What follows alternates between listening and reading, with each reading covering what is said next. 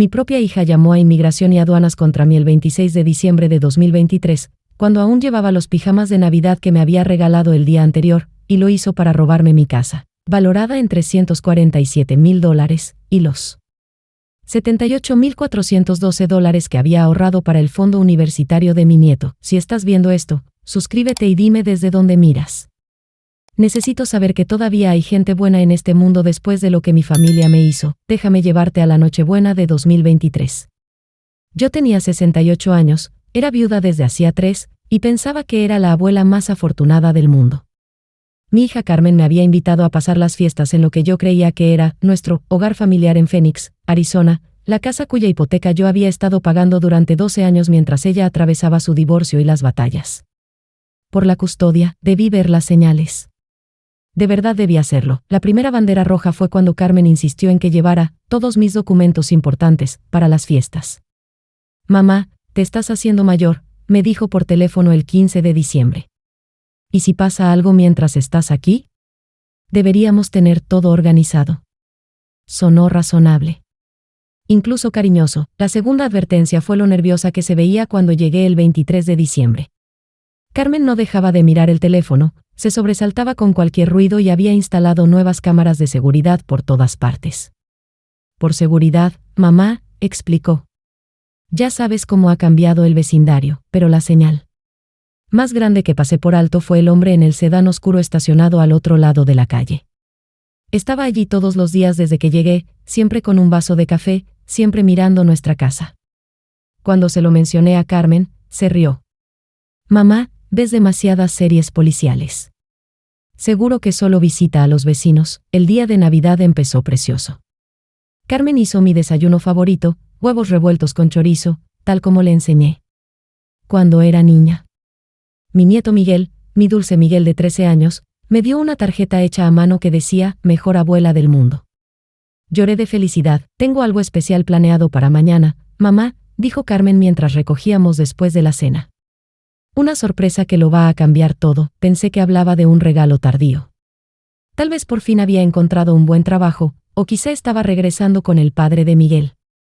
Me fui a la cama esa noche sintiéndome bendecida, escuchando a Miguel practicar la guitarra en su cuarto y pensando en lo orgullosa que estaba de la familia que habíamos construido. Me desperté a las 6 de la mañana del 26 de diciembre con el sonido de golpes fuertes en la puerta principal. ¿La señora Elena Ramírez? La voz era oficial, fría. Inmigración y Aduanas. Necesitamos hablar con usted. Se me detuvo el corazón. Ya no era Elena Ramírez, era Elena Rodríguez. Desde que me casé con mi difunto esposo Antonio hacía 34 años. Pero mi apellido de soltera, Ramírez, era el que aparecía en mis documentos originales de México, los que traje a Estados Unidos cuando tenía 19 años. Salí tambaleándome de la cama con esos pijamas navideños, franela roja con muñecos de nieve que Carmen me había regalado apenas 48 horas antes, y encontré a 2 agentes de ICE en nuestra puerta. Detrás de ellos estaba Carmen, completamente vestida, sosteniendo una carpeta manila gruesa de documentos. Mamá, dijo, y su voz ya era otra. Fría. Calculada. Lo siento, pero ya no puedo protegerte. ¿De qué hablas, hija? Susurré. Soy residente permanente desde hace 28 años. Tú lo sabes. El agente Martínez, según su placa, dio un paso al frente. Señora. Hemos recibido información de que ha vivido en este país ilegalmente, usando documentación falsa y cometiendo fraude de asistencia pública. Eso es imposible, dije, con la voz temblorosa. Carmen, diles. Diles lo de mi green card, lo de que trabajé 15 años en el hospital, lo de que pagué impuestos, lo de... Y mamá, me interrumpió Carmen, sin mirarme a los ojos. Encontré tus documentos reales. Los que me ocultaste. Todos estos años, abrió la carpeta manila y sacó papeles que nunca había visto. Documentos con mi apellido de soltera, Elena Ramírez, que decían que había cedido una visa de turista en 1995. Formularios que indicaban que recibí beneficios públicos con falsas pretensiones. Estados de cuenta bancarios que mostraban depósitos que no coincidían con mis ingresos declarados. Esos no son míos, dije, pero mientras hablaba veía lo oficiales que parecían. Los membretes, las firmas, los sellos gubernamentales. Todo lucía aterradoramente real. La agente Chen, la segunda oficial, ya leía de un guión. Señora, queda detenida para procedimientos de expulsión. Tiene derecho a un abogado, pero ese abogado no puede impedir su remoción si se determina que se encuentra ilegalmente en el país. Esperen, dije, alzando la voz. Ha habido un error. Un error enorme. Carmen, sabes que soy legal. Has visto mi green card cientos de veces. Tú estabas cuando me hice residente permanente. Pero Carmen ya me había dado la espalda. Entraba en mi casa, y la oía hablar con Miguel en español, diciéndole que se quedara en su cuarto, que todo estaría bien, señora. Debe venir con nosotros ahora, dijo el agente Martínez, poniendo su mano en mi codo, guiándome hacia la camioneta blanca del gobierno. Pero mis cosas, dije. Mi medicina. Mi ropa. Su hija empacará lo que necesite, dijo la agente Chen. Se pondrá en contacto con usted a través del centro de detención. Mientras me subían a la camioneta, aún con esos pijamas y pantuflas de Navidad, vi a Carmen mirando desde la ventana. Nuestras miradas se cruzaron un instante, y lo que vi allí no fue tristeza ni arrepentimiento, fue alivio. Ahí supe que no era un error. No era una confusión burocrática ni un caso de identidad equivocada. Esto estaba planificado. Era traición. Y mi propia hija estaba detrás. El trayecto hasta el centro de detención de Eloy duró 2 horas y 14 minutos. Lo sé porque conté cada minuto, tratando de entender cómo mi vida se había destruido en menos de media hora el día después.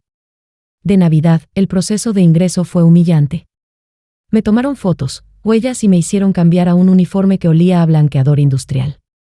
La oficial que procesaba mis papeles, una mujer cansada llamada Oficial Rodríguez, no dejaba de negar con la cabeza mientras revisaba mi expediente. Cariño, me dijo en voz baja, cuando nadie escuchaba, llevo 12 años en este trabajo. Nunca vi un caso así. O eres la falsificadora de documentos más sofisticada que he conocido, o alguien se ha esforzado mucho para hacerte desaparecer. ¿Qué quiere decir? Pregunté. La documentación en tu contra es extensa. Registros bancarios, laborales, de asistencia pública, de impuestos, todo de casi 30 años. Pero hay algo que no cuadra. Se inclinó. La mayoría de estos documentos fueron creados o modificados en los últimos 6 meses.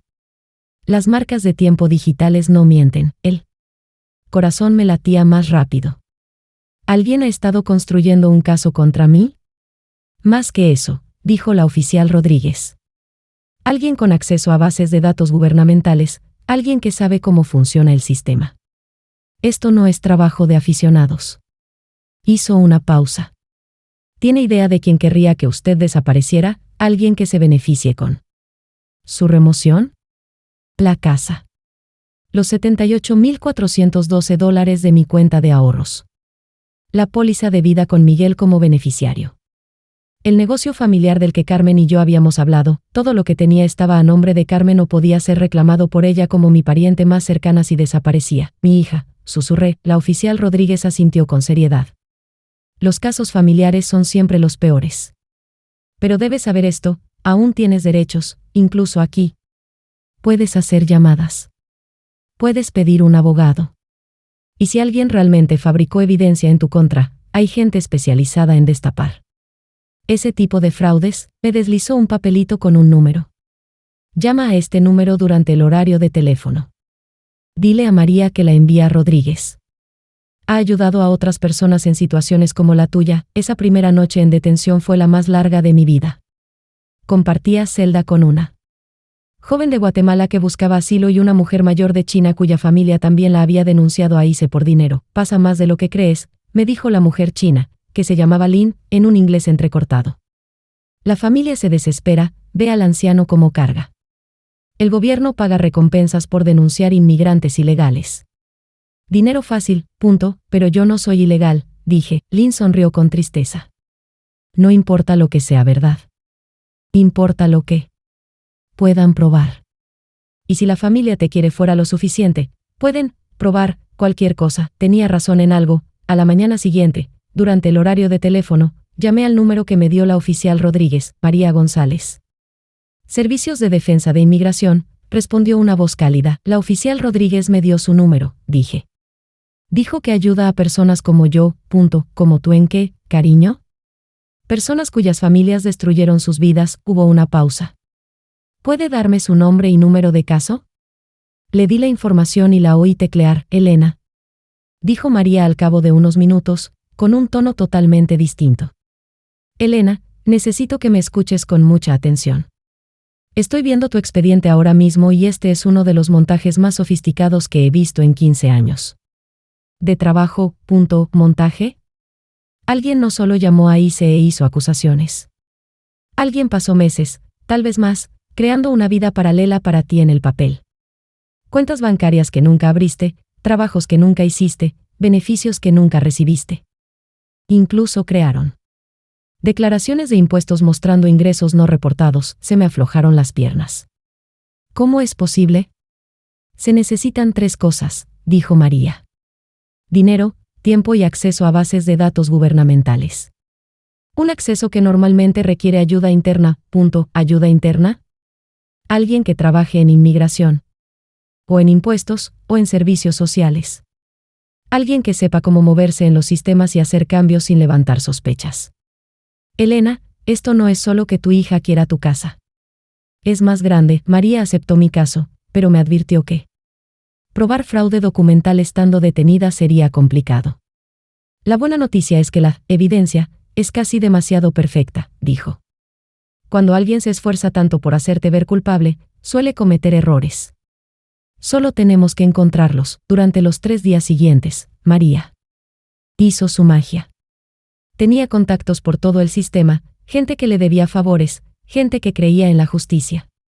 Y, poco a poco, la historia real empezó a salir a la luz. El primer gran avance llegó cuando el investigador privado de María, un exagente de ICE llamado David Kim, revisó las direcciones de todos mis supuestos documentos falsos.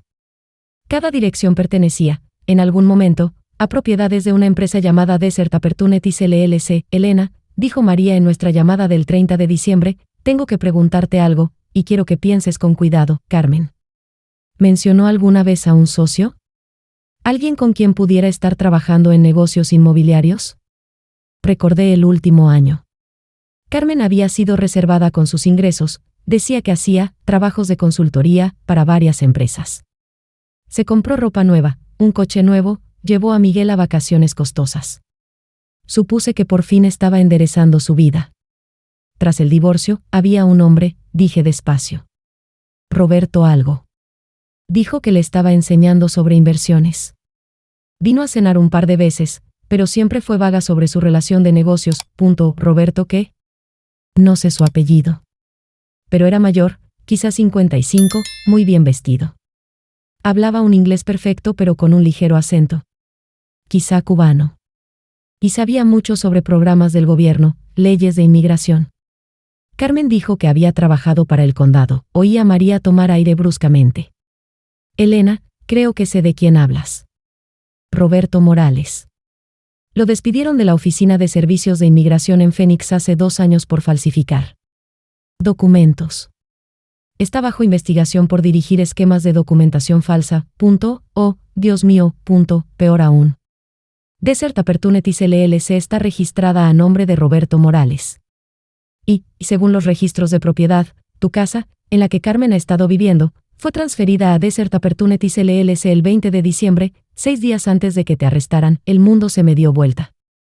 ¿Me robó la casa? Te lo robó todo, Elena. Tu casa, tus ahorros, tu identidad. Y lo hizo con ayuda de alguien que sabe exactamente cómo manipular el sistema. Esa noche no pude dormir. Pensé en todas las veces que Carmen me pidió mis documentos, mi número de seguro social, mi información bancaria. Yo creía que trataba de ayudarme a organizarme, pero estaba reuniendo datos para destruirme. Pero la historia aún iba a empeorar. El 31 de diciembre, Nochevieja, María llamó con una noticia que me revolvió el estómago. Elena, no eres la única víctima. Hemos identificado al menos a 6 inmigrantes mayores más cuyas familias trabajaron con Roberto Morales para que los detuvieran o deportaran. En todos los casos, la familia obtuvo beneficios económicos con la remoción. 6 más. 6. ¿Qué sabemos? Podrían ser más. Elena, te topaste con una empresa criminal. Roberto Morales lleva un negocio en el que ayuda a familias a deshacerse de parientes incómodos fabricando infracciones migratorias. ¿Pero por qué y se creería? ¿En documentos falsos? porque no son falsos, exactamente. Roberto aún tiene contactos dentro del sistema. Sabe cómo ingresar información en bases de datos oficiales, cómo antefechar documentos, cómo hacer que violaciones ficticias parezcan reales. Para los agentes que te arrestaron, tu caso lucía completamente legítimo. Me quedé callada. Un largo rato, procesando todo. ¿Y Miguel? ¿Qué pasa con él, cariño? Mi nieto. Tiene 13 años. Si Carmen está metida con criminales, si es capaz de traicionar a su propia madre. Empecé a llorar. No está seguro con ella. La voz de María fue suave pero firme. Elena, ahora mismo nos enfocamos en sacarte de ahí y desenmascarar este fraude. Luego podremos preocuparnos por Miguel. Pero yo ya estaba preocupada. Por Miguel. Ese niño dulce que me hizo una tarjeta llamándome la mejor abuela del mundo. ¿Está a salvo con una madre capaz de orquestar algo tan cruel? ¿Sabe lo que Carmen me hizo? El 2 de enero de 2024 obtuve mi respuesta. Durante el horario de teléfono, en vez de llamar a María, llamé a la casa. Carmen contestó al primer timbrazo. ¿Mamá? Sonaba sorprendida. Quiero hablar con Miguel, dije. Mamá, eso no. Miguel no entiende lo que está pasando. Es mejor que no, pásamelo ahora, Carmen. Hubo una larga pausa y luego escuché la voz de Miguel. Abuela. Mijo, ¿estás bien? ¿Todo está bien? Abuela, no entiendo. Mamá dijo que tenías que irte porque estabas en problemas con el gobierno. Dijo que quizá no podrías regresar. Se me partió el corazón. Miguel, necesito que me escuches con mucha atención. No estoy en problemas por haber hecho algo malo. Alguien mintió sobre mí y ahora estoy tratando de arreglarlo. Pero necesito que tengas mucho cuidado, ¿de acuerdo? ¿Qué quieres decir? Si pasa algo raro, si alguien te hace sentir incómodo, si tu mamá empieza a actuar de forma extraña o da miedo, quiero que llames a tu maestra, la señora Henderson. ¿Recuerdas su número? Sí, pero abuela, prométemelo, Miguel. Lo prometo. Carmen volvió al teléfono. Mamá, lo estás asustando. Bien, dije. Debe estar asustado.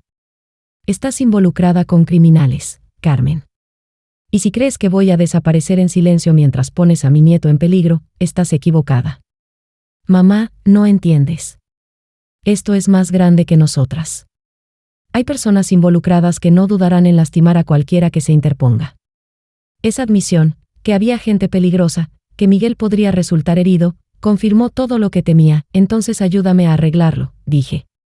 Ayúdame a exponer a Roberto y sal de este lío antes de que nos destruya a todos. Ya. Es demasiado tarde para eso, dijo Carmen, con la voz plana, sin emoción. Lo siento, mamá. De verdad. Pero ya no puedo protegerte. Colgó, pero esto es lo que Carmen no sabía. Yo no era la anciana indefensa que ella creía. Había sobrevivido a la pobreza, a la inmigración, a la viudez y a décadas de trabajo duro. La crié para ser fuerte e independiente, aunque claramente fallé en enseñarle lo que está bien y lo que está mal, y estaba a punto de mostrarle cómo se ve una luchadora de verdad. Al día siguiente, María vino a verme en persona por primera vez.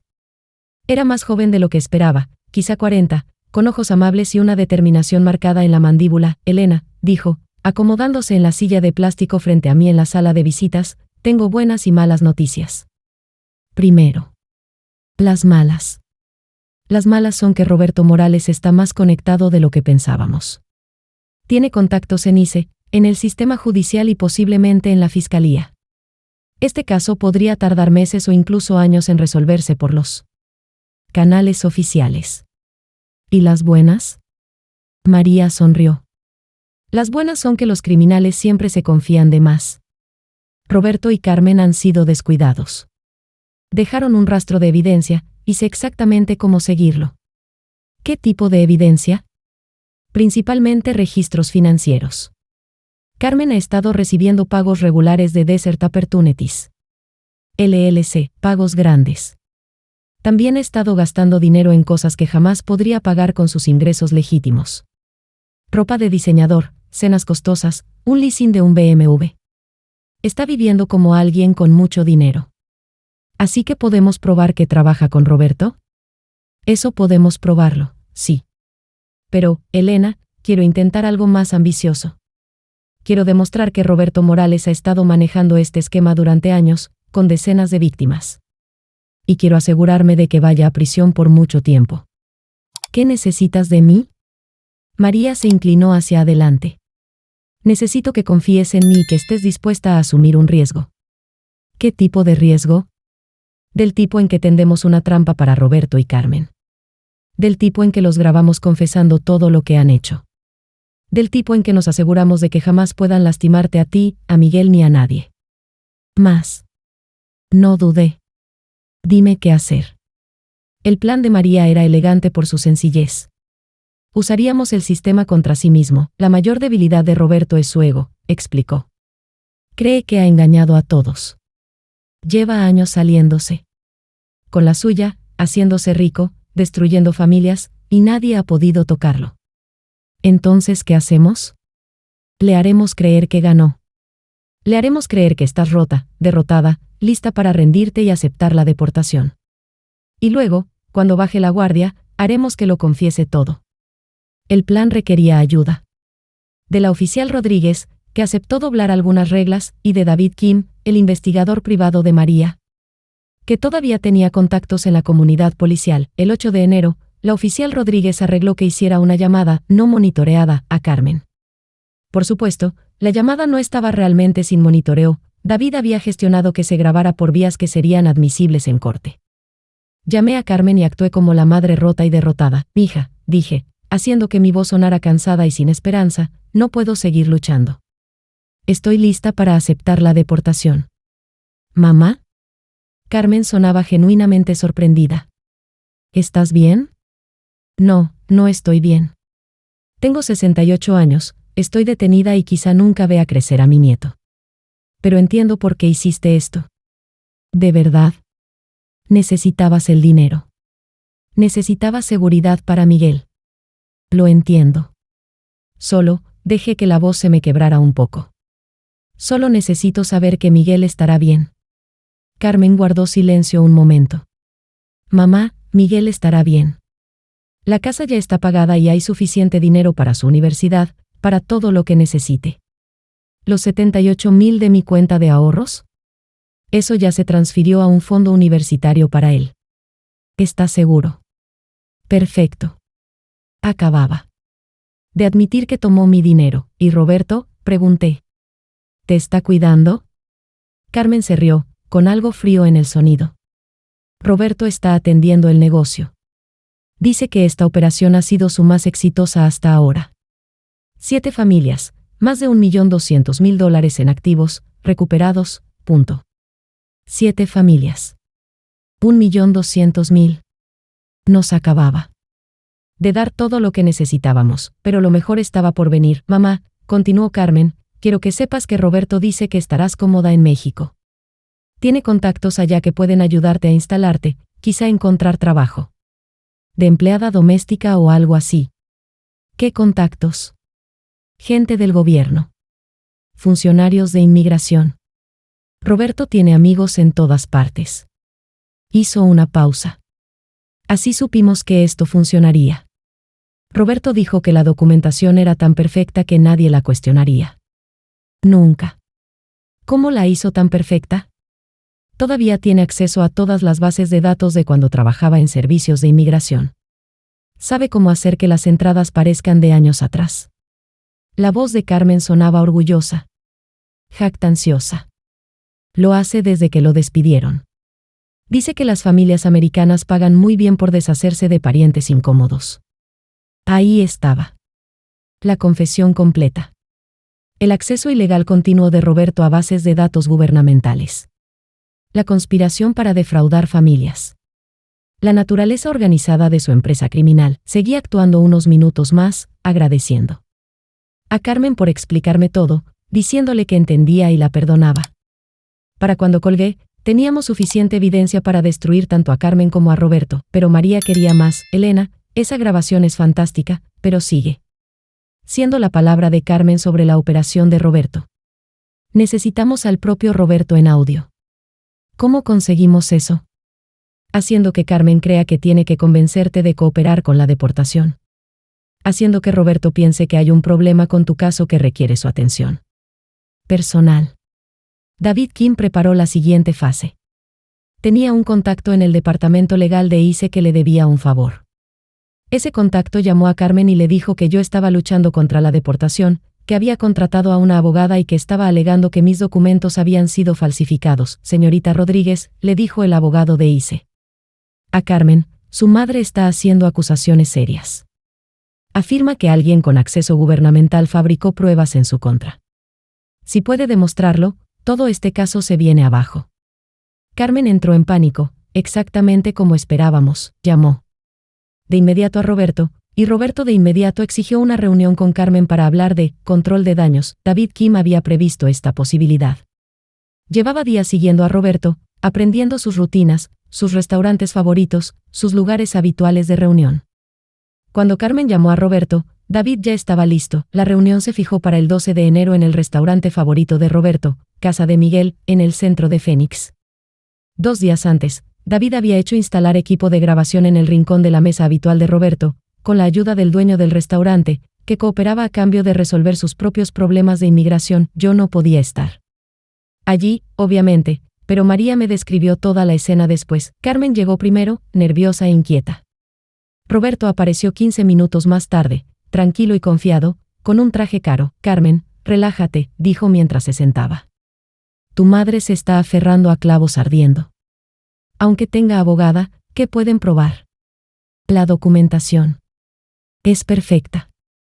Pero ¿y si investigan demasiado? ¿Y si descubren a los demás? Roberto se rió. ¿A los demás? Carmen, hemos tramitado 43 casos en los últimos 3 años. 43 familias que nos pagaron para resolver sus problemas. Tu madre es la número 44, y va a desaparecer como todas las demás. 43 casos más. Esto era aún más grande de lo que María había sospechado. Pero ¿cómo puedes estar tan seguro de que los documentos resistirán? ¿Por qué? Yo los creé usando sistemas oficiales del gobierno. Aún tengo códigos de acceso de 3 agencias distintas. Para cualquier investigador, parecerá que tu madre ha vivido ilegalmente en este país durante 28 años. Las pruebas se remontan a décadas. ¿Y el dinero? Tu pago ya se procesó. $250,000 por la casa de tu madre, más los $78,000 de su cuenta de ahorros. Después de mi honorario y gastos, te quedan unos $180,000 de ganancia. Carmen me había vendido por $180,000. Pero Roberto no había terminado de hablar. Lo hermoso de este negocio, Carmen, es que es casi imposible de procesar. Para cuando alguien descubre lo que realmente pasó, las víctimas ya no están deportadas, desaparecidas, muertas, da igual. Sin víctima, no hay delito. ¿Y las familias que nos contrataron? ¿Qué con ellas? Obtuvieron lo que querían.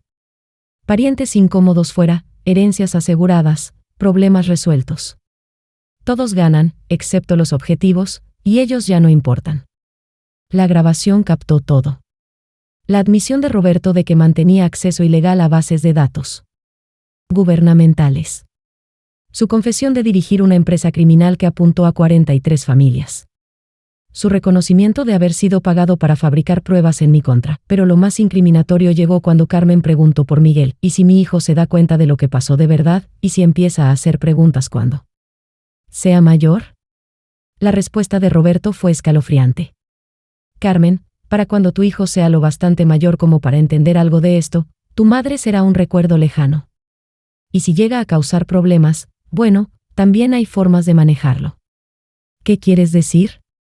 Quiero decir que este negocio me ha hecho muy rico, y la riqueza compra muchas soluciones. Si Miguel se vuelve incómodo, podemos arreglar que tenga sus propios problemas de inmigración.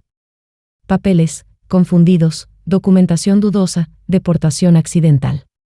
Esas cosas pasan. Ese fue el momento en que Carmen comprendió por fin en qué se había metido. Roberto no era solo un estafador de documentos. Era alguien que amenazaría a un chico de 13 años para proteger su empresa criminal. Roberto, yo nunca acepté nada que involucrara a Miguel. Aceptaste lo que yo decida que es necesario, dijo Roberto con frialdad. Eso era parte de nuestro trato. Yo resuelvo tu problema, tú sigues mis reglas. Y mis reglas dicen que cualquiera que amenace esta operación es eliminado. Carmen. Intentó recular, decir que estaba teniendo dudas, pero Roberto la cortó. Ya es tarde para dudas, Carmen. Tomaste mi dinero. Te beneficiaste de mis servicios. Ya eres parte de esto, te guste o no, y si intentas echarte atrás, si intentas ayudar a tu madre o advertir a alguien sobre lo que hicimos, te vas a encontrar en la misma posición que ella.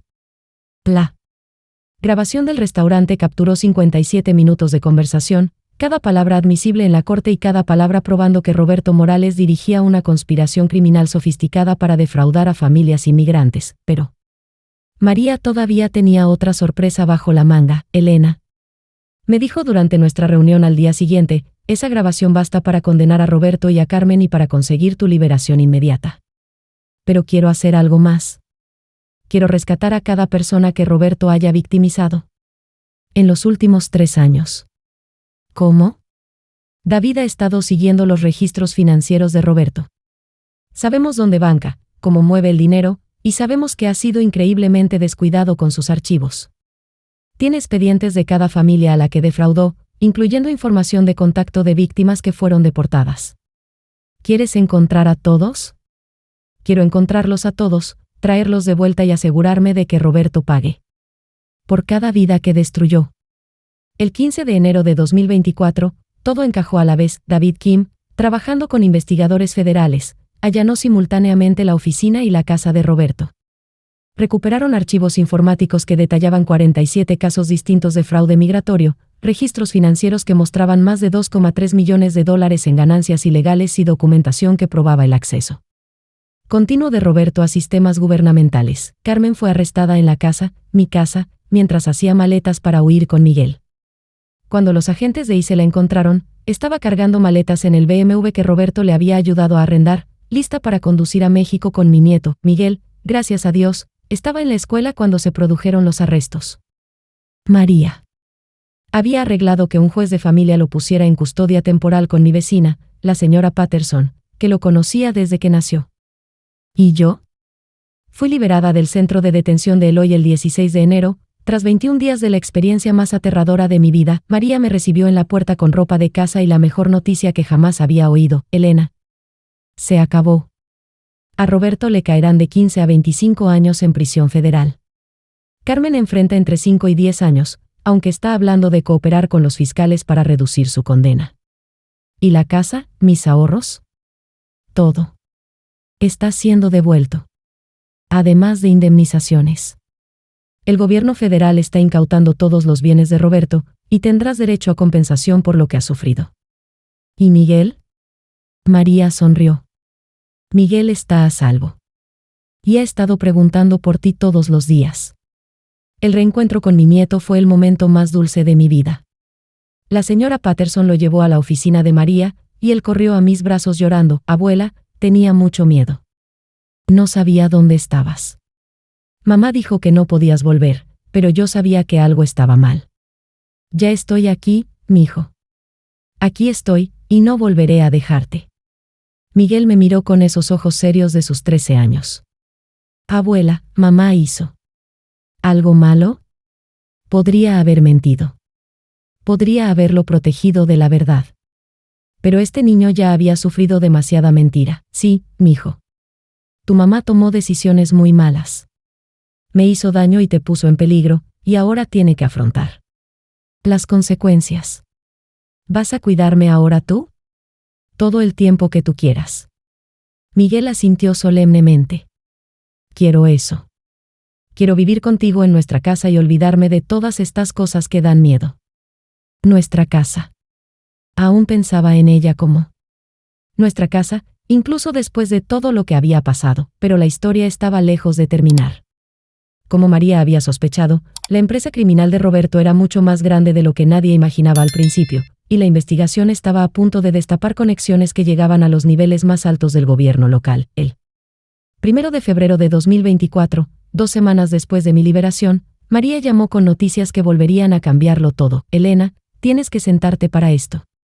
¿Ahora qué? Pregunté, aunque sinceramente, después de todo lo vivido, sentía que ya nada podría sorprenderme. Roberto ha estado cooperando con los investigadores federales. Les está dando nombres, fechas, registros financieros, todo. Y, Elena, la corrupción va mucho más allá del fraude de inmigración. ¿Qué quieres decir? Quiero decir que Roberto tenía contactos en el Departamento de Policía de Phoenix, en la oficina del sheriff del condado de Maricopa, en la fiscalía y en el sistema de tribunales de inmigración. Esto no era solo documentos falsos. Era comprar y vender justicia. María explicó que Roberto llevaba varios esquemas criminales simultáneamente. El fraude migratorio era solo una parte de una operación mayor que incluía sobornar jueces para fallar en contra de familias inmigrantes en casos de custodia, pagar a policías para arrestar a personas específicas con cargos falsos, convencer a trabajadores sociales de retirar niños de sus hogares para poder embargar esas casas, coludirse con abogados corruptos para robar los bienes de sus clientes durante procesos legales. Elena, Roberto calcula que su red ha robado más de $12 millones a familias inmigrantes en los últimos 5 años. Tu caso fue solo la punta del iceberg. El alcance de la conspiración era abrumador. Roberto había guardado registros detallados de cada soborno, cada arresto falso, cada bien robado. Lo hacía en parte para tener material de chantaje, mantener a raya a sus cómplices, y en parte porque estaba genuinamente orgulloso de sus logros criminales. Hay más, continuó María. ¿Recuerdas cómo Roberto amenazó a Miguel durante la conversación en el restaurante?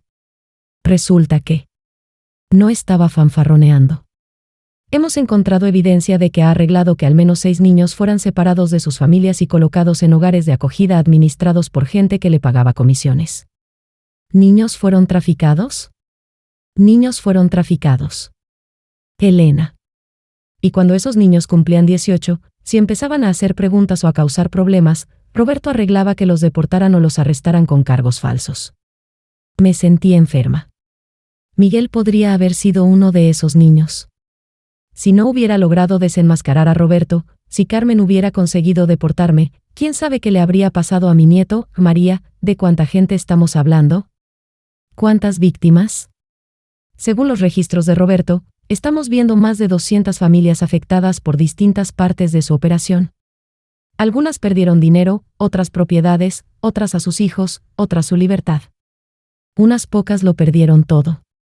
La investigación federal, liderada por la agente del FBI Sarah Chen, se estaba convirtiendo en uno de los mayores casos de corrupción en la historia de Arizona.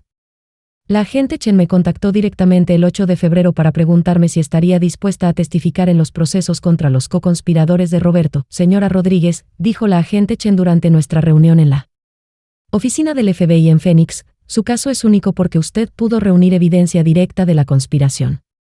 La mayoría de las víctimas nunca se dieron cuenta de que estaban siendo atacadas hasta que era demasiado tarde. ¿Qué necesitan de mí? Necesitamos que cuente su historia con detalle ante un gran jurado. Necesitamos que identifique la voz de Roberto en las grabaciones. Y necesitamos que nos ayude a entender cómo funcionaba esta operación desde la perspectiva de la víctima. La agente Chen me mostró fotografías de otros co-conspiradores de Roberto. Estaba la jueza Patricia Martínez, que había aceptado sobornos para fallar contra familias inmigrantes en casos de custodia. El detective James Wilson, que había realizado arrestos falsos a cambio de dinero. La trabajadora social Linda Thompson, que retiraba niños de hogares estables para que esas casas pudieran ser embargadas y vendidas. Estas personas destruyeron vidas por dinero, dijo la agente Chen.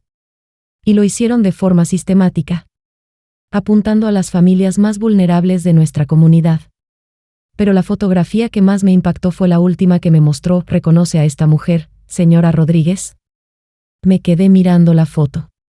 Era la doctora Sofía Martínez, la abogada de inmigración con la que me había consultado 3 años antes, cuando me preocupaba renovar mi tarjeta de residencia. La conozco, dije despacio. Ella fue mi abogada. Fui a su oficina en 2021 cuando tenía problemas con la renovación de la Green Card. La agente Chen asintió con seriedad. La doctora Martínez no solo aceptaba sobornos para perder casos de sus clientes. También le pasaba información a Roberto sobre qué familias tenían bienes que valía la pena robar. Su consulta con ella fue lo que la puso en la lista de objetivos de Roberto. La traición era aún más profunda de lo que había imaginado.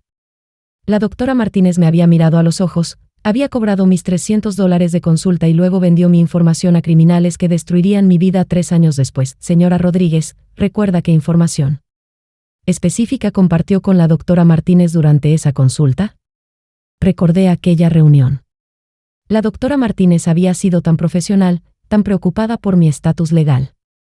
Hizo preguntas detalladas sobre mis finanzas, mi propiedad, mi situación familiar, todo, dije en voz baja. Le hablé de la casa, de mi cuenta de ahorros, de que Miguel es mi heredero. Le dije que Carmen pasaba por dificultades económicas. Incluso le conté mis problemas de salud y que me preocupaba poder cuidarme a medida que envejeciera. Ella armó un perfil completo de usted como objetivo, dijo la agente Chen.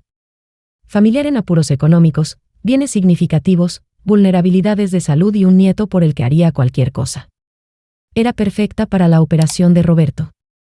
La investigación siguió ampliándose. Los registros de Roberto revelaron que había estado dirigiendo operaciones similares en otros 4 estados, California, Texas, Nevada y Nuevo México. El FBI estimó que su red criminal había robado más de $28 millones a familias inmigrantes en todo el suroeste, pero la revelación más impactante llegó a mediados de febrero, cuando Roberto llevó a los investigadores a un almacén en Tempe donde había estado guardando documentos de todas sus víctimas. Elena, me llamó María el 18 de febrero, con la voz temblorosa. Tienes que venir a la oficina del FBI de inmediato. Han encontrado algo que lo cambia todo. Cuando llegué a la oficina del FBI, la agente Chen me condujo a una sala de conferencias llena de cajas con documentos. Señora Rodríguez, Roberto guardaba registros increíblemente detallados de cada aspecto de su operación.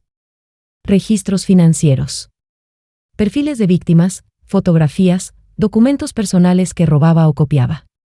Pero encontramos algo más. La agente Chen abrió una carpeta y sacó un grueso montón de fotografías. Roberto documentaba las secuelas de sus crímenes. Tomaba fotos de familias siendo deportadas, niños llevados a hogares de acogida, ancianos desalojados de sus casas. Las guardaba como trofeos. Las fotografías eran horribles. Familias llorando mientras las subían a vehículos de ICE. Niños gritando al ser separados de sus padres. Ancianos sentados en las aceras junto a maletas, tras ser desalojados de casas que habían poseído durante décadas.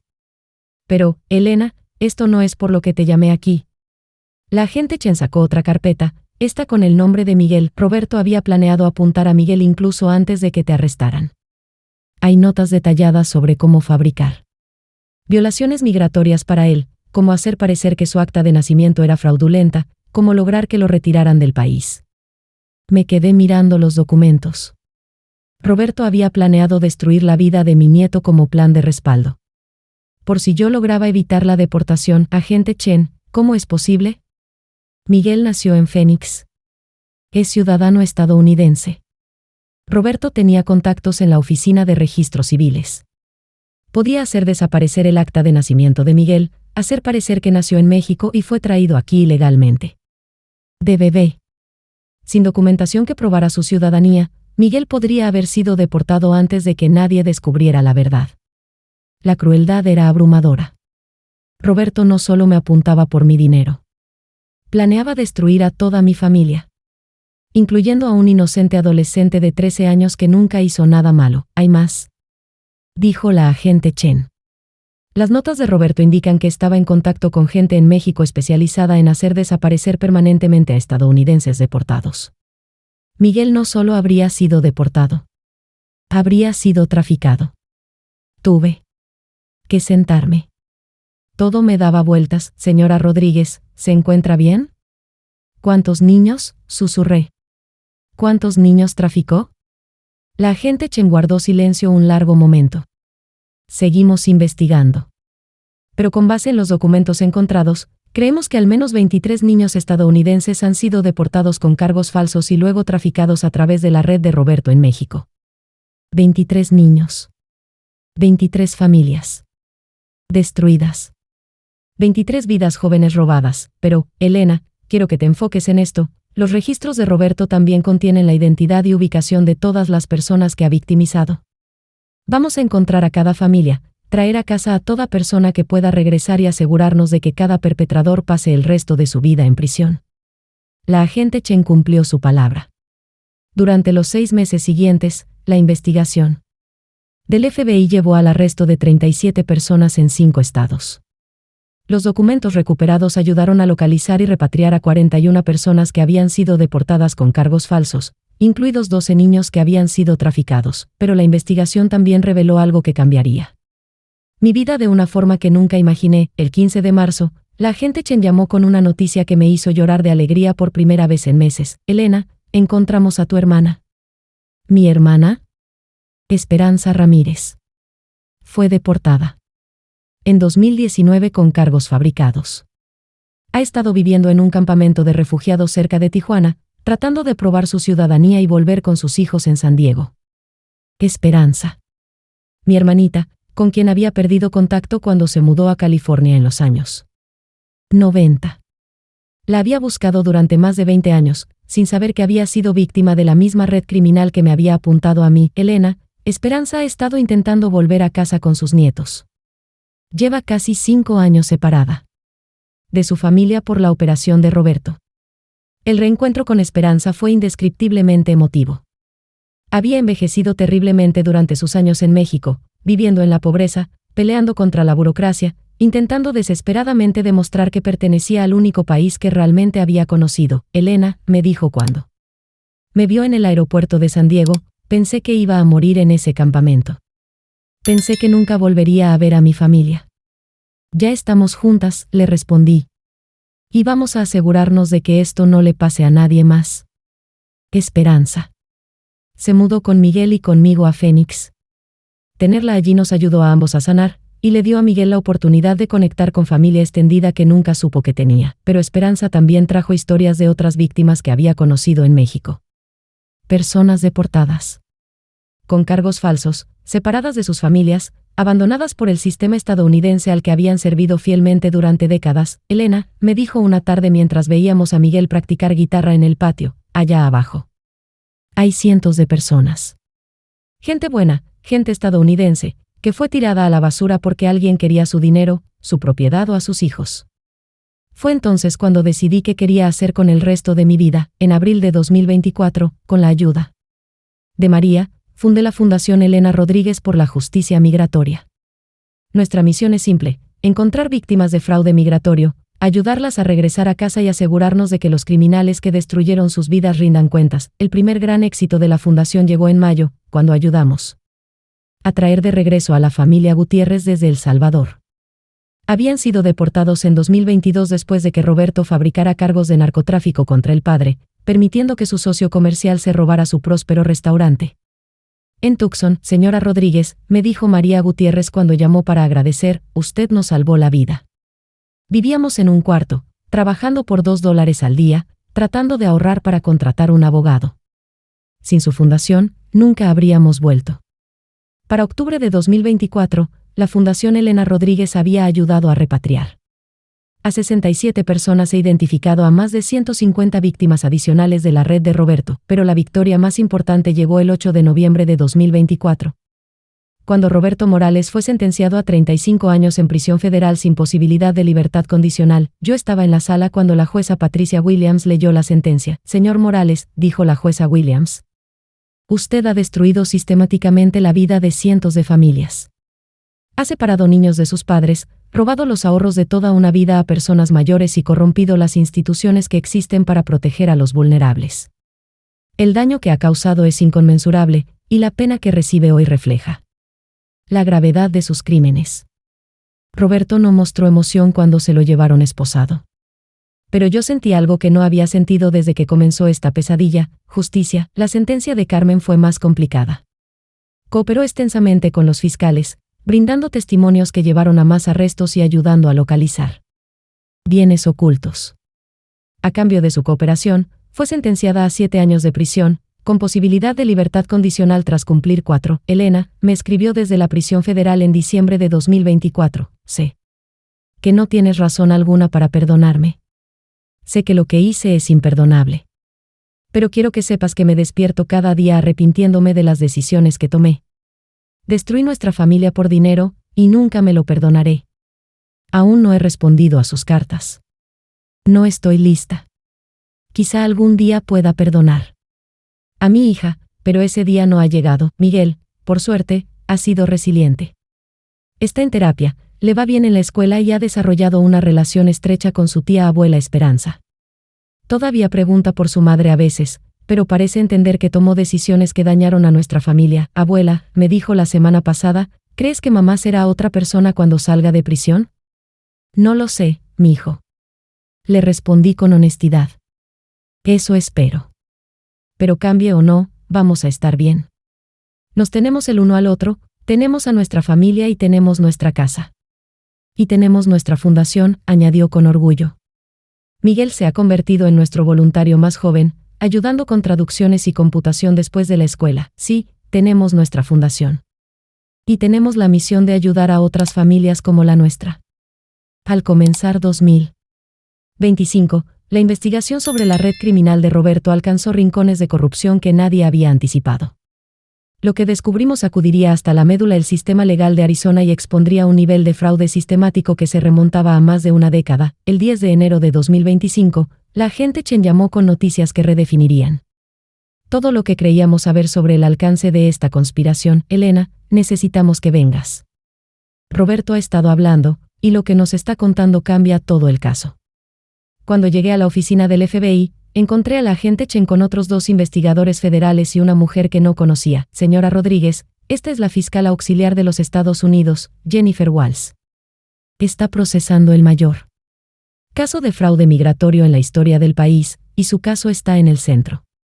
La fiscal Walls era una mujer seria, de unos 50 años, con el cabello encanecido y ojos marrones intensos. Hablaba con la autoridad de quien ha procesado durante décadas casos criminales complejos. Señora Rodríguez, Roberto Morales nos ha proporcionado documentación de una conspiración criminal que abarca 12 años e involucra a más de 800 familias. El daño financiero supera los $47 millones. 800 familias. $47 millones, pero la revelación más impactante, continuó la fiscal Walls, es que Roberto no era el líder de esta operación. Era gerencia intermedia. ¿Cómo dice? Queremos decir que hay una organización criminal mucho más grande, que opera en múltiples estados e involucra a docenas de funcionarios corruptos en todos los niveles de gobierno. La agente Chen abrió una gruesa carpeta y sacó un organigrama que parecía de una investigación corporativa de alto perfil. Elena, te presento la red de fraude migratorio del suroeste.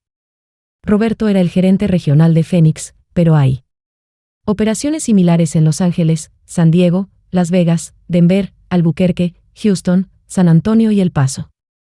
El diagrama mostraba una empresa criminal sofisticada con territorios definidos, roles especializados y una jerarquía clara. En la cima había un nombre que nunca había oído, Dr. Alexander Petrov. El Dr. Petrov es un juez de la Junta de Apelaciones de Inmigración que se vio obligado a renunciar en 2012 por acusaciones de corrupción, explicó la fiscal Walls. En lugar de retirarse en silencio, decidió monetizar su conocimiento del sistema migratorio creando una red criminal diseñada para explotarlo. ¿Cómo funciona? Cada gerente regional como Roberto identifica familias vulnerables con bienes significativos. Trabajan con abogados, trabajadores sociales, jueces y agentes del orden corruptos para crear problemas legales a esas familias. Una vez que la familia es removida o destruida, los bienes se reparten entre los conspiradores. La agente Chen señaló secciones específicas del organigrama. Elena, tu caso involucró al menos a 15 personas trabajando en coordinación. La doctora Martínez le pasó a Roberto información sobre tus bienes. La jueza Patricia Martínez estaba lista para fallar en tu contra si lograbas pelear la deportación. El detective Wilson estaba preparado para arrestarte por cargos de drogas si fallaba el caso migratorio. La trabajadora social Thompson estaba lista para retirarte a Miguel si era necesario. ¿Todo estuvo planificado desde el principio? Cada detalle estuvo planificado desde el principio. Las notas de Roberto muestran que te habían estado monitoreando por más de 2 años, esperando el momento oportuno para atacar.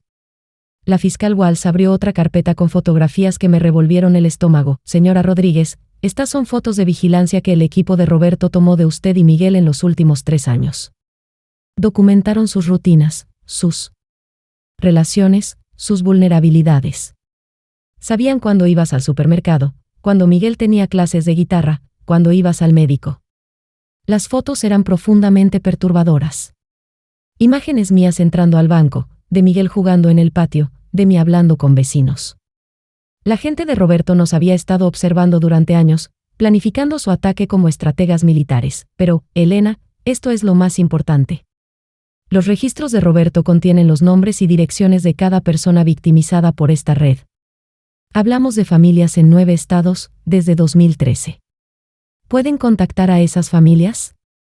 Lo estamos intentando. Pero, Elena, muchas de estas personas han sido deportadas, traficadas o peor. Algunas han muerto en México tras ser retiradas de la atención médica que necesitaban en Estados Unidos. Algunos niños han desaparecido por completo tras ser separados de sus familias. La agente Chen sacó un grueso montón de reportes de personas desaparecidas. Estos son niños estadounidenses deportados con cargos falsos y de los que no se volvió a saber. Creemos que muchos fueron traficados hacia trabajo forzado u otras situaciones peores. La magnitud de la tragedia era abrumadora. No se trataba solo de fraude financiero. Era trata de personas organizada, ejecutada por gente que trabajaba dentro del sistema legal estadounidense. ¿Qué puedo hacer para ayudar? Pregunté. Queremos que se convierta en nuestro rostro público, dijo la fiscal Walls.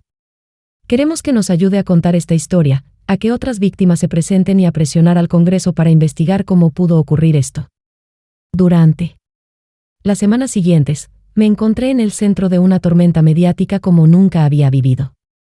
La Fundación Elena Rodríguez se convirtió en el cuartel general de uno de los mayores esfuerzos de defensa de víctimas en la historia del país. Miguel me ayudó a crear cuentas en redes sociales para llegar a familias que quizás temían contactar directamente a las autoridades.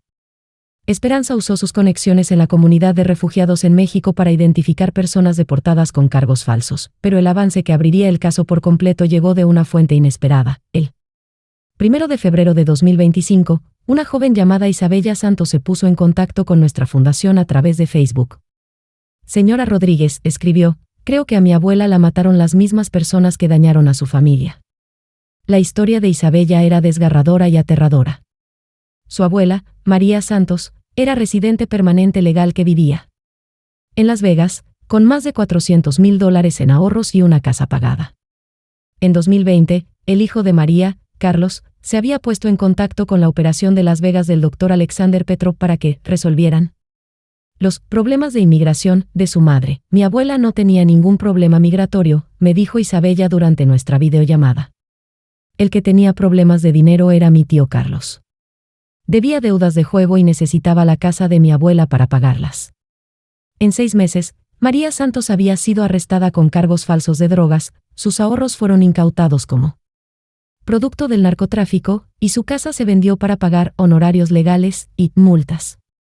Fue deportada a México a los 74 años, a pesar de haber vivido legalmente en Estados Unidos durante 38 años. Señora Rodríguez, mi abuela murió en México 6 meses después de ser deportada. No podía costear su medicación para el corazón y no tenía familia que la cuidara. Murió sola en una clínica en Tijuana. Isabella llevaba 2 años intentando investigar el caso de su abuela, pero le repetían que no había pruebas de fraude o corrupción. Entonces vi su historia en las noticias, dijo Isabella, y me di cuenta de que lo que le pasó a mi abuela fue exactamente lo que le pasó a usted, solo que ella no sobrevivió. El caso de Isabella fue crucial porque guardó copias de documentos que probaban que la operación de Las Vegas funcionaba exactamente igual que la de Roberto en Phoenix. La misma evidencia falsa, los mismos funcionarios corruptos, el mismo despojo sistemático de activos. Elena, me dijo la agente Chen tras revisar los documentos de Isabella, esto nos da lo que necesitamos para presentar cargos federales contra el Dr. Petrov y toda su red. Pero el Dr. Petrov no iba a caer sin pelear. El 15 de febrero recibí una llamada telefónica que me heló la sangre. Señora Rodríguez. La voz era desconocida, profesional, fría. Sí. Habla el Dr. Alexander Petrov. Creo que ha estado difundiendo mentiras sobre mis socios comerciales. Me empezaron a temblar las manos. ¿Dr. Petrov? Señora Rodríguez, usted ha causado muchos problemas a mucha gente. Gente a la que no le gustan los problemas. La llamo para darle la oportunidad de reconsiderar sus declaraciones públicas recientes. ¿Me está amenazando? Le estoy ofreciendo una elección.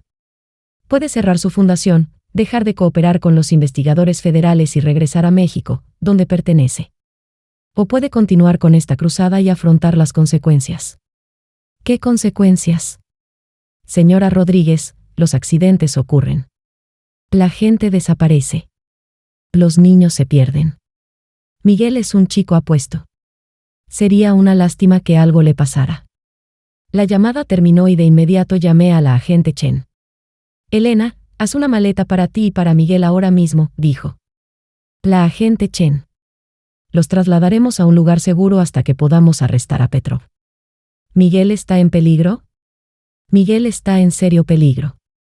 Esta organización ha matado a personas, Elena. No van a dejar que destruya su negocio sin contraatacar.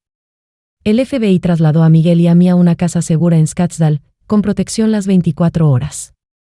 Miguel estaba aterrorizado, pero también enojado. Abuela, ¿por qué esta gente no puede dejarnos en paz? Solo intentamos ayudar a otras familias. Porque estamos amenazando su dinero, mijo. Y gente como esta hará cualquier cosa para proteger su dinero. Pero estar en la casa segura me dio tiempo para hacer algo que había estado planeando desde el inicio de la investigación. Con la ayuda de María y de un equipo de abogados voluntarios, comencé a documentar cada aspecto de la red criminal. Del Dr. Petrov para un informe integral al Congreso, el informe, al que llamamos Vidas robadas, como la corrupción en el sistema migratorio destruye a las familias estadounidenses, detallaba 837 casos específicos de fraude, robo y trata de personas llevados a cabo por la red de Petrov entre 2013 y 2025. Documentamos el robo de más de $53 millones en activos, la deportación ilegal de más de 400 residentes legales y ciudadanos, y la trata de 67 niños estadounidenses, pero, lo más importante, identificamos reformas específicas para prevenir este tipo de corrupción sistemática en el futuro. El 1 de marzo de 2025, la senadora María Hernández, de Arizona, anunció que celebraría audiencias en el Congreso sobre fraude migratorio y corrupción. Utilizando nuestro informe como base para su investigación, señora Rodríguez, me dijo la senadora Hernández durante nuestra conversación telefónica, su historia representa el peor fracaso de nuestro sistema legal que he visto en 20 años de servicio público. Vamos a asegurarnos de que esto no vuelva a suceder. Las audiencias del Congreso comenzaron el 15 de marzo y se transmitieron en vivo por la televisión nacional. Fui la primera testigo y conté mi historia ante una sala repleta y millones de televidentes. Señores senadores, dije mirando directamente a la cámara, lo que me pasó no fue un accidente. No fue un error. Fue un ataque criminal cuidadosamente planificado, perpetrado por personas que juraron proteger a familias como la mía. Testifiqué durante 3 horas, describiendo cada detalle de la operación de Roberto, la traición de Carmen y la corrupción sistemática que había destruido a cientos de familias estadounidenses, pero el momento más poderoso llegó cuando Miguel, ya de 14 años, pidió dirigirse al comité. Señores senadores, dijo con voz clara y firme, mi madre intentó deportar a mi abuela para robar nuestra casa. Pero mi abuela es la persona más fuerte que conozco, y luchó. Ahora estamos ayudando a otras familias a luchar también. El testimonio de Miguel fue noticia nacional, y en cuestión de días, la Fundación Elena Rodríguez recibió llamadas de víctimas de todo el país. Las audiencias continuaron durante 6 semanas y dieron lugar a la legislación de reforma migratoria más completa en décadas. La ley Elena Rodríguez, promulgada el 1 de junio de 2025, incluyó verificaciones de antecedentes obligatorias para todos los abogados y personal de los tribunales de inmigración, supervisión independiente de los procesos de deportación, fondos de compensación para víctimas y familias afectadas por fraude migratorio, sanciones penales para funcionarios que falsifiquen documentos migratorios, programas de protección para testigos en casos de fraude migratorio, pero el momento más satisfactorio de todo. El proceso llegó el 20 de abril de 2025. Cuando arrestaron al Dr. Alexander Petrov en su mansión de Beverly Hills, el operativo del FBI en el complejo de Petrov recuperó más de $12 millones en efectivo, registros detallados de su red criminal y evidencia de corrupción, que involucraba a 43 jueces, 67 abogados y a más de 100 agentes del orden en 9 estados. Elena. Me llamó la agente Chen para contarme sobre el arresto. Petrov tenía una sala en su casa a la que llamaba su sala de trofeos. Contenía fotografías y objetos personales de cada familia que su red había destruido. Había fotos de niños siendo separados de sus padres, de ancianos desalojados de sus hogares, de familias llorando mientras las subían a vehículos de deportación. ¿Guardaba trofeos? Guardaba trofeos. Y, Elena, había una fotografía tuya y de Miguel en esa sala. Planeaba añadir a tu familia a su colección de vidas destruidas. El arresto de Petrov desencadenó una operación masiva en todo el suroeste. En los 3 meses siguientes, agentes federales detuvieron a 112 personas vinculadas a su red criminal. Los juicios comenzaron en octubre de 2025 y recibieron amplia cobertura mediática. Petrov fue declarado culpable de 47 cargos federales, incluidos asociación ilícita, RICO, trata de personas, lavado de dinero y conspiración para cometer homicidio. El 15 de diciembre de 2025, Petrov fue sentenciado a cadena perpetua sin posibilidad de libertad condicional. Yo estuve en la sala cuando la jueza Rebecca Martínez leyó la sentencia. Doctor Petrov, dijo la jueza Martínez, usted creó y dirigió una empresa criminal que destruyó la vida de cientos de familias estadounidenses. Les robó su dinero, la separó de sus hijos y, en algunos casos, causó su muerte. Corrompió el mismo sistema legal al que alguna vez sirvió, y lo hizo todo por dinero.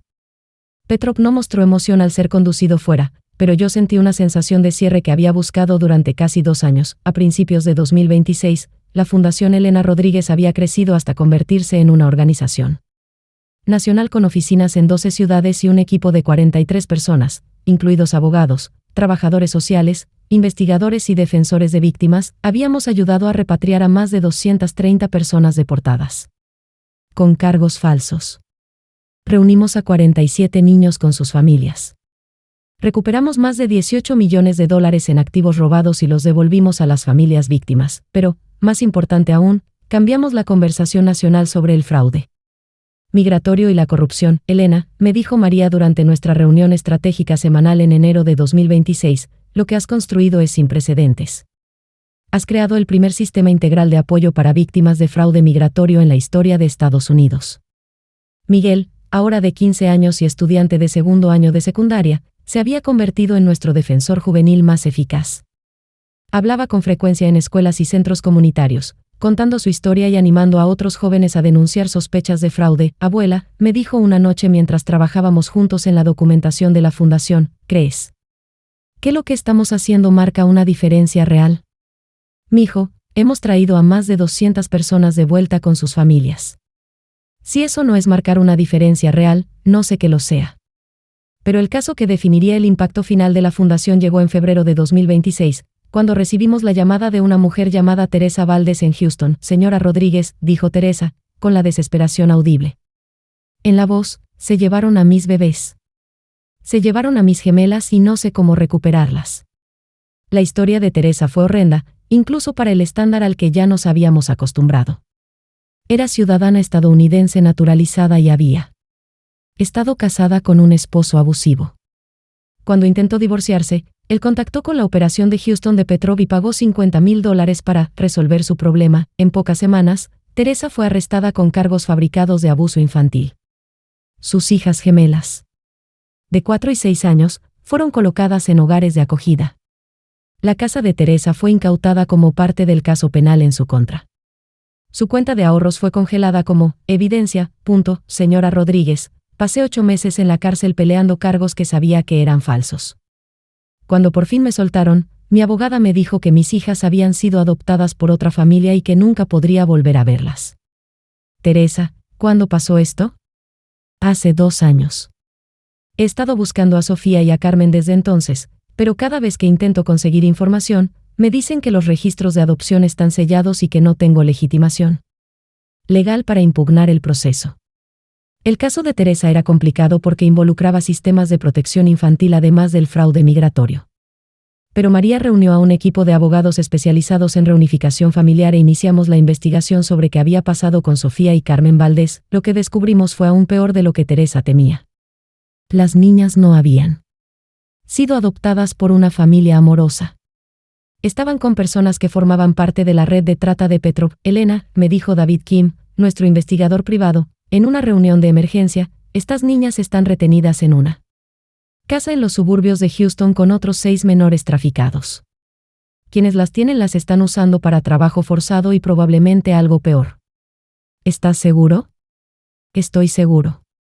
Llevo una semana vigilando la casa. A los niños nunca los dejan salir sin supervisión. Los obligan a trabajar en un taller del garaje fabricando documentos falsos. Y, Elena, esos niños se ven aterrados. Nos pusimos en contacto de inmediato con el FBI, y la agente Chen coordinó con los agentes federales en Houston para planear una operación de rescate. El 8 de marzo de 2026, los agentes federales irrumpieron en la casa donde retenían a las hijas de Teresa. Rescataron a 9 niños de entre 3 y 14 años, todos traficados a través de la red de Petrov. El reencuentro entre Teresa y sus hijas fue uno de los momentos más emotivos que he presenciado. Sofía y Carmen apenas recordaban a su madre, pero se aferraron a ella como si instintivamente supieran que por fin estaban a salvo. Señora Rodríguez, me dijo Teresa entre lágrimas, usted me devolvió a mis hijas. Me devolvió la vida. Pero el caso de Teresa también reveló algo que cambiaría nuestra comprensión de la operación de Petrov. Los niños traficados no solo eran separados de sus padres para fraudes de adopción. Eran usados como mano de obra forzada en operaciones de falsificación de documentos. Elena, explicó la agente Chen, estos niños literalmente estaban creando los documentos falsos que destruían a otras familias. Petrov usaba niños traficados para producir la evidencia que necesitaba para robar más niños. La crueldad era inconcebible. Petrov había creado un sistema autoperpetuado, donde cada delito habilitaba más delitos, y los niños eran a la vez víctimas y herramientas involuntarias de su propia explotación. La operación de rescate en Houston llevó al descubrimiento de casas de trata similares en otras 6 ciudades. Para finales de marzo, los agentes federales habían rescatado a 38 niños y arrestado a 41 personas involucradas en la red, pero el caso que cerraría el círculo llegó en abril de 2026, cuando recibimos una carta inesperada de Carmen. Querida mamá, escribió desde la prisión federal, sé que no has respondido a mis cartas y entiendo por qué. Pero te escribo porque tengo información que podría ayudar a la fundación a salvar a más familias. La carta de Carmen explicaba que había estado en contacto con otras mujeres en prisión que habían participado en esquemas similares. Varias querían cooperar con nuestra fundación para ayudar a identificar víctimas adicionales y recuperar bienes robados. Mamá, sé que no merezco perdón. Pero si puedo ayudar a deshacer parte del daño que causé, quizá encuentre la manera de vivir conmigo misma. Tras hablarlo con Miguel y Esperanza, decidí visitar a Carmen en prisión por primera vez desde su arresto. La prisión federal en Phoenix era un lugar deprimente, todo muros de concreto y alambre de púas. Carmen lucía mayor que sus 38 años, y se notaba que la cárcel había sido dura con ella. Mamá, dijo al verme, y rompió a llorar de inmediato. Mamá, lo siento. Lo siento tanto, tanto. Lo sé, mija. Destruí a nuestra familia por dinero. Puse a Miguel en peligro. Casi te mato. Yo. No pudo seguir hablando, la dejé llorar unos minutos antes de responder. Carmen, no estoy lista para perdonarte todavía. Puede que nunca lo esté. Pero estoy aquí porque dijiste que podías ayudar a otras familias. Carmen se recompuso y explicó que había estado trabajando con otras 3 mujeres en prisión para documentar más víctimas de la red de Petrov. Habían identificado a más de 60 familias que no se incluyeron en la investigación original. Mamá, hay personas que fueron destruidas por esta red y nunca se dieron cuenta de que era crimen organizado. Creen que sus deportaciones fueron legítimas, que las incautaciones de bienes fueron legales. No saben que fueron objetivo. Carmen me entregó una carpeta gruesa con nombres, direcciones y detalles de casos de las víctimas adicionales. Esta información podría ayudar a que decenas de familias obtengan justicia, dijo. No basta para compensar lo que hice, pero es algo. Tomé la carpeta. Carmen, ¿por qué debería confiar en nada de lo que me dices? Porque ya no me queda nada que perder, mamá. Perdí mi libertad, a mi hijo, a mi familia, el respeto por mí misma. Lo único que me queda es la oportunidad de hacer algo bueno con la información que tengo. Observé el rostro de mi hija. Parecía sinceramente arrepentida, verdaderamente quebrada por lo que había hecho. Pero ya había confiado en ella antes, y esa confianza casi me destruye. Carmen, si esta información conduce a ayudar a más familias, lo consideraré un paso hacia la redención. Pero solo es un paso. Lo entiendo, mamá. Lo entiendo. Al irme, Carmen me llamó una vez más. Mamá, ¿le dirás a Miguel que lo amo? Que pienso en él todos los días. Que espero que algún día pueda entender por qué tomé decisiones tan terribles. Me detuve en la puerta. Carmen, Miguel se está convirtiendo en un buen hombre a pesar de lo que le hiciste, no gracias a ello. Si de verdad lo amas, lo mejor que puedes hacer es usar tu tiempo en prisión para convertirte en alguien digno de su amor otra vez. La información que proporcionó Carmen condujo a una de nuestras operaciones de restitución de víctimas más exitosas. Trabajando con investigadores federales, pudimos identificar y contactar a 73 familias adicionales que habían sido victimadas por la red de Petrov. Muchas de estas familias nunca se habían dado cuenta de que habían sido blanco de criminales. Pensaban que sus problemas legales habían sido legítimos, sus deportaciones justificadas, sus incautaciones de bienes lícitas. Señora Rodríguez, dijo el doctor Antonio Morales, sin relación con Roberto, un médico que fue deportado. En 2022, pasé 2 años en México pensando que había hecho algo mal, que de alguna manera fallé al mantener mi estatus legal. Nunca imaginé que alguien había destruido deliberadamente mis registros migratorios para robarme mi consultorio. El doctor Morales había sido un cardiólogo exitoso en Denver con una práctica valuada en más de $800,000. Cuando su socio quiso comprar su parte pero no podía pagar el valor de mercado, contactó con la operación de Petrov en Colorado. En cuestión de meses, el doctor Morales enfrentaba cargos fabricados de mala praxis y violaciones migratorias. Le suspendieron la licencia médica, le confiscaron la práctica y lo deportaron a México a pesar de haber sido residente permanente legal durante 15 años. Señora Rodríguez, gracias a su fundación, voy a volver a casa con mi familia. Me están devolviendo el consultorio. Y la gente que destruyó mi vida va a ir a prisión. Para finales de 2026, la Fundación Elena Rodríguez había ayudado a repatriar a más de 400 personas, reunido a 112 familias y recuperado más de $37 millones en activos robados, pero nuestro logro más importante fue cambiar la ley en sí. La ley Elena Rodríguez creó nuevas protecciones para inmigrantes y nuevas sanciones para quienes los explotan. Elena, me dijo la senadora Hernández durante una ceremonia en honor al trabajo de la Fundación, lo que has logrado en 3 años es extraordinario. Convertiste tu tragedia personal en una fuerza de justicia que ha salvado a cientos de familias.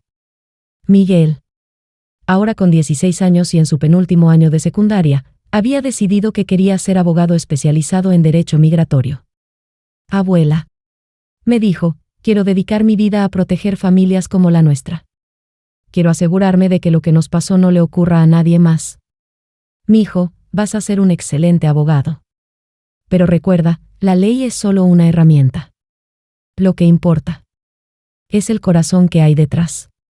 Al comenzar 2027, pensé en lo que habíamos logrado y lo que aún faltaba por hacer. Roberto Morales cumplía 35 años en prisión federal. El doctor Alexander Petrov, cadena perpetua sin libertad condicional. Carmen sería elegible para libertad condicional en 2029, aunque aún debía cumplir al menos 7 años. Más de 150 personas habían sido procesadas en relación con la red de fraude migratorio del suroeste. El gobierno federal había recuperado más de $60 millones en activos robados y los devolvió a las familias víctimas, pero, lo más importante, habíamos demostrado que las familias podían luchar contra la corrupción y ganar.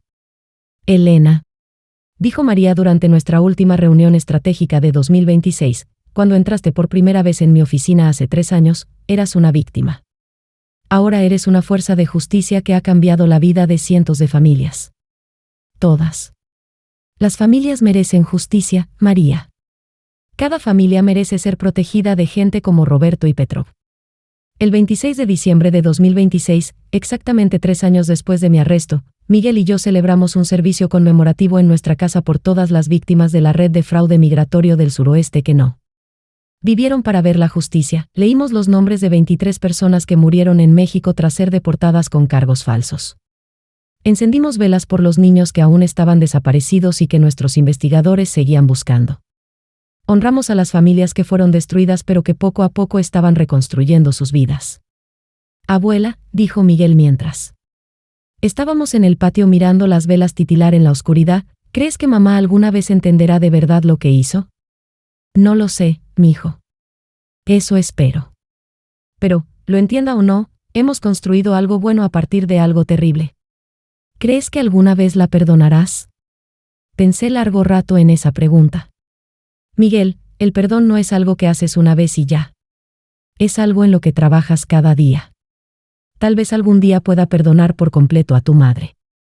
Pero lo más importante es que no permitamos que lo que hizo nos vuelva amargos o nos dé miedo. ¿Todavía tienes miedo a veces?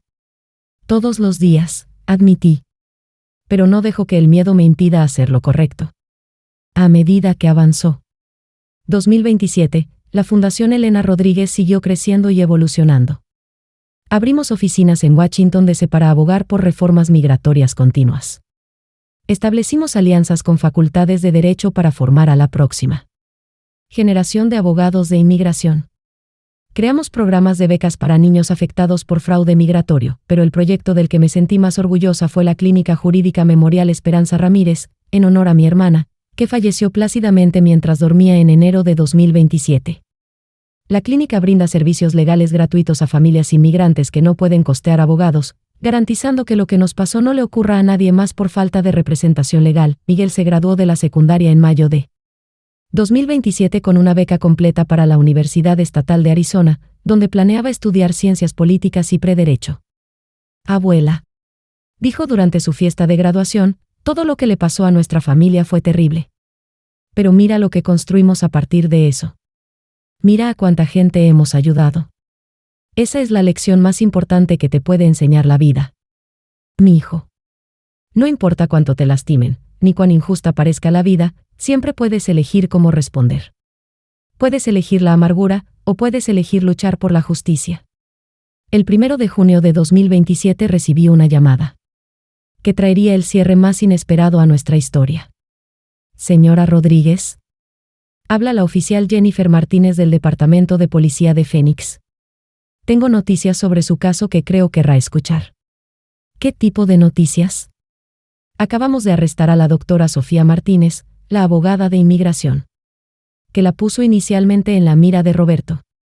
Ha estado ejecutando su propio esquema de fraude migratorio desde su bufete y creemos que ha victimado a más de 100 familias adicionales. Al parecer, la doctora Martínez había aprendido de los errores de Roberto. En lugar de trabajar con una red criminal grande, operaba de manera independiente, apuntando a inmigrantes mayores con ahorros y propiedades. Señora Rodríguez, cuando registramos la oficina de la doctora Martínez encontramos archivos detallados sobre usted y su familia que se remontan a 2021. Llevaba más de 2 años planeando su destrucción antes de que Roberto la ejecutara. El arresto de la doctora Martínez condujo al hallazgo de más víctimas y a la recuperación de más de $3 millones en activos robados. Pero, sobre todo, confirmó algo que siempre había sospechado: la corrupción en el sistema migratorio era más profunda de lo que imaginamos al principio. Para finales de 2027, las investigaciones relacionadas con mi caso habían resultado en el procesamiento de más de 200 funcionarios corruptos en 2 estados. El gobierno federal estimó que la cantidad total de dinero recuperado y devuelto a las familias víctimas superó los $85 millones, pero la estadística de la que me sentía más orgullosa era esta: más de 600 familias habían sido reunidas, más de 300 personas habían sido repatriadas desde México y más de 150 niños habían sido rescatados de situaciones de trata.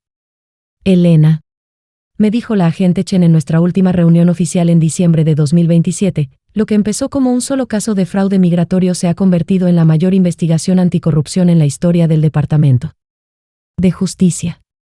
Tú y tu fundación literalmente han salvado cientos de vidas. Agente Chen, no lo hice sola. Cada persona que tuvo el valor de presentarse, cada abogado que trabajó gratis, cada investigador que siguió la evidencia hasta donde fuera, todos hicimos esto juntos. Es verdad. Pero, Elena, fuiste tú quien se negó a rendirse. Tú convertiste una tragedia personal en un movimiento por la justicia. La noche de Navidad de 2027, exactamente 4 años después de que comenzara la pesadilla, Miguel y yo nos sentamos en la sala a abrir regalos. Esperanza ya no estaba con nosotros, pero su foto reposaba en la repisa de la chimenea, sonriéndonos. Abuela, dijo Miguel, entregándome una pequeña caja envuelta, esto es por todo lo que has hecho por nuestra familia y por todas las familias a las que hemos ayudado. Dentro de la caja había un relicario con fotos de todas las familias que la fundación Elena Rodríguez había reunido en los últimos 4 años. Miguel, es precioso. Abuela, quiero que sepas que estoy orgulloso de ser tu nieto. No por la fundación o los premios o el reconocimiento, sino porque me enseñaste que familia significa protegerse, no traicionarse por dinero. Abracé fuerte a mi nieto, pensando en cuánto habíamos crecido y cambiado en estos 4 años. Mijo, la familia no es solo sangre. Es lealtad, amor y compromiso con hacer lo correcto. La gente que trabaja en nuestra fundación, los abogados que ayudan a nuestras familias, los investigadores que encuentran a los niños desaparecidos, ellos también son nuestra familia ahora. ¿Crees que volveremos a saber de mamá?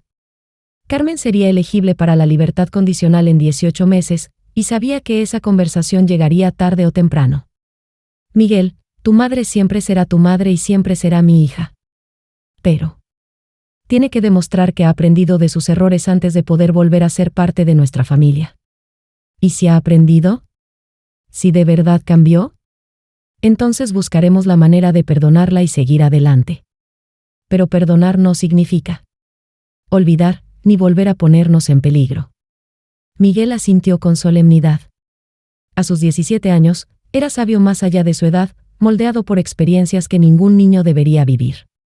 Abuela, pase lo que pase con mamá, quiero que sepas que me salvaste.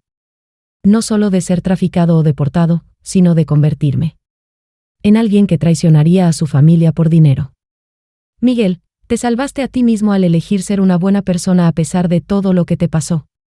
Al comenzar el año 2028, me descubrí reflexionando sobre el camino que nos había traído hasta aquí. 4 años antes, era una viuda que vivía tranquilamente con mi hija y mi nieto, pensando que mi mayor preocupación era asegurarme de tener suficiente dinero ahorrado para la Universidad de Miguel. Ahora era la fundadora y directora de una organización nacional que había ayudado a más de 800 familias a recuperarse del fraude migratorio. Había testificado ante el Congreso, aparecido en televisión nacional y me había reunido con jueces federales y senadores para hablar de la reforma migratoria, pero, más importante aún, había aprendido algo crucial sobre la naturaleza humana. La gente es capaz de una crueldad increíble cuando la motiva la codicia, pero también es capaz de una compasión extraordinaria cuando la motiva la justicia. Elena, dijo María durante nuestra reunión semanal en febrero de 2028, tengo noticias sobre Carmen. ¿Qué clase de noticias? Le han aprobado la libertad anticipada. Saldrá de prisión en abril. Sentí una mezcla de emociones. Ansiedad, esperanza, miedo, tristeza. Carmen había cumplido 4 años y 4 meses de su condena de 7 años. Había participado en todos los programas de rehabilitación disponibles, obtenido su GED y completado un programa de certificación como asistente legal. María, ¿está lista para salir? Elena, he estado en contacto con su oficial de libertad condicional y con su consejera en la prisión. Ambas creen que su arrepentimiento es genuino y que está comprometida a reconstruir su vida. Pero, en última instancia, solo el tiempo lo dirá. ¿Ha pedido ponerse en contacto con Miguel o conmigo? Le preguntó a su oficial sobre la posibilidad de un contacto supervisado después de su liberación. Pero ha dejado claro que entiende que cualquier relación contigo y con Miguel tendrá que ganarse. Miguel, ya con 18 años y terminando su primer año en la Universidad Estatal de Arizona, tenía sentimientos encontrados sobre la inminente liberación de su madre. Abuela, dijo durante una de nuestras cenas de domingo, una parte de mí quiere verla, quiere entender por qué hizo lo que hizo. Pero otra parte tiene miedo de que verla traiga de vuelta todo el dolor y la rabia que me costó tanto superar. Mijo, no tienes que tomar ninguna decisión sobre tu madre hasta que estés listo. Y hagas lo que hagas, te apoyaré. ¿Crees que de verdad cambió? No lo sé. Pero, Miguel, las personas pueden cambiar si de verdad lo desean. La pregunta es si tu madre quiere cambiar lo suficiente como para hacer el trabajo duro de recuperar nuestra confianza.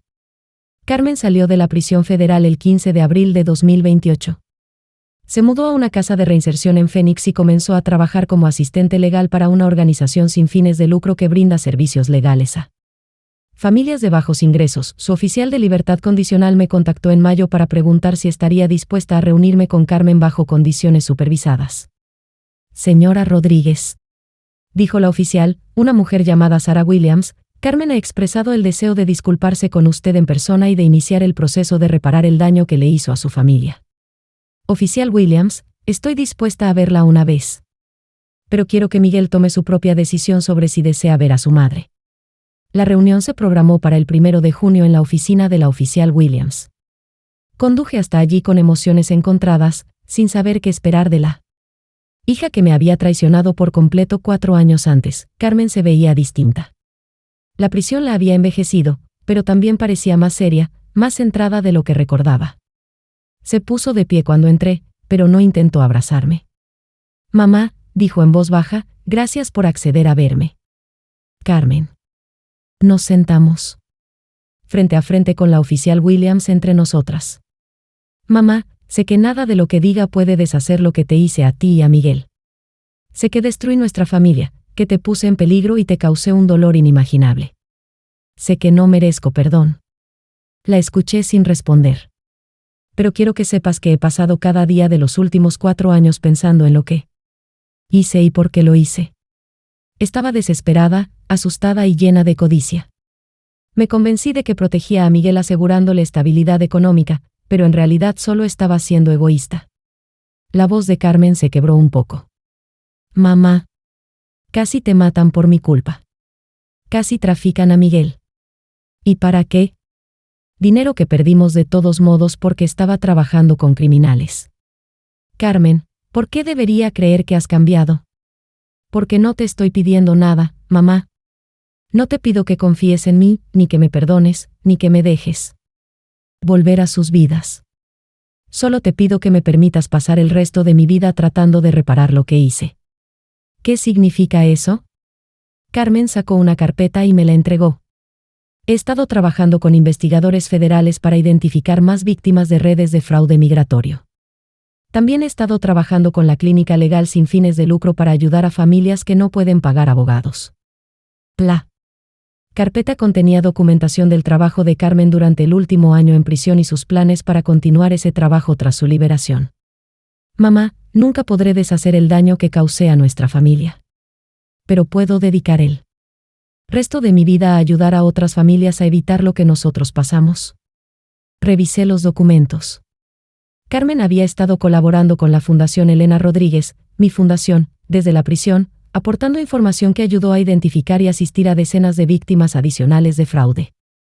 Carmen, ¿has estado trabajando con mi fundación? María González ha coordinado con mi oficial de libertad condicional para usar la información que tengo y ayudar a otras familias. Lo he hecho de forma anónima porque no quería causar problemas a la fundación.